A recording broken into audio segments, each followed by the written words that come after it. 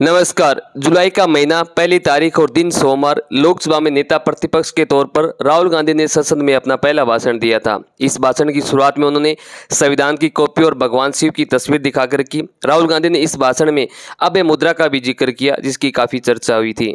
इस भाषण के बाद में इसी महीने के आखिरी 29 जुलाई को सोमवार के दिन एक बार फिर राहुल गांधी ने कई मुद्दों पर सरकार को घेरा है। राहुल गांधी ने फिर भगवान शिव का जिक्र किया, लेकिन उनके इस भाषण में चक्रव्यूह शब्द केंद्र से रहा है। अभय मुद्रा से चक्रव्यूह के जरिए राहुल गांधी ने यह भी बता दिया कि इंडिया गठबंधन है वो किस राह पर आगे बढ़ रहा है। लोकसभा में नेता प्रतिपक्ष राहुल गांधी ने केंद्र सरकार पर आरोप लगाया कि उसने हिंदुस्तान के युवा, किसान और गरीबों को अभिमन्यु की तरह चक्रव्यूह में फंसा दिया है। लोकसभा में बजट पर चर्चा में भाग लेते हुए राहुल गांधी ने कहा कि सत्ता पक्ष चक्रव्यूह बनाता है, लेकिन कांग्रेस पार्टी व विपक्ष चक्रव्यूह को तोड़ता है।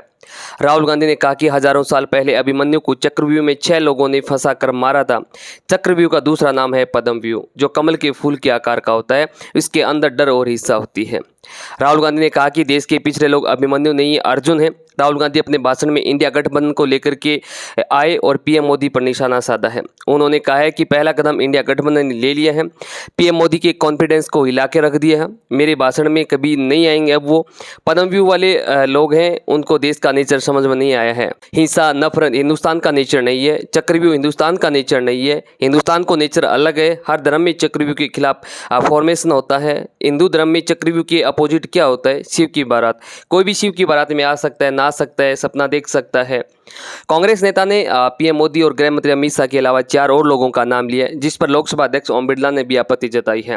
राहुल गांधी ने कहा है कि अभिमन्यु को चक्रव्यूह में 6 लोगों ने घेर कर मारा था। आज भी चक्रव्यूह रचने वाले 6 ही लोग हैं।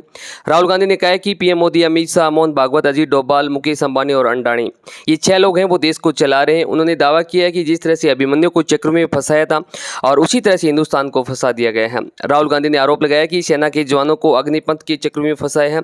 बजट में अग्निवीरों को पेंशन के लिए रुपया नहीं दिया गया। अन्नदाता ने आपको चक्रव्यूह से निकलने के लिए आपसे सिर्फ एक चीज़ मांगी थी कि एमएसपी की गारंटी दे दीजिए, लेकिन नहीं दिया गया। राहुल गांधी ने कहा कि इंडिया गठबंधन की तरफ से मैं कहना चाहता हूं कि हम एमएसपी की गारंटी देंगे। राहुल गांधी हाल ही में जिस मोची से यूपी में मिलकर आए हैं, उसकी बात का भी जिक्र किया था। राहुल गांधी के जो भाषण के वही मुद्दे थे जिनका वह जिक्र पिछले कुछ समय से कर रहे हैं। अग्निवीर योजना, बेरोजगारों के साथ पिछड़ा और दलित वर्ग को जो साधने के लिए उसने जोर जाति जनगणना पर है।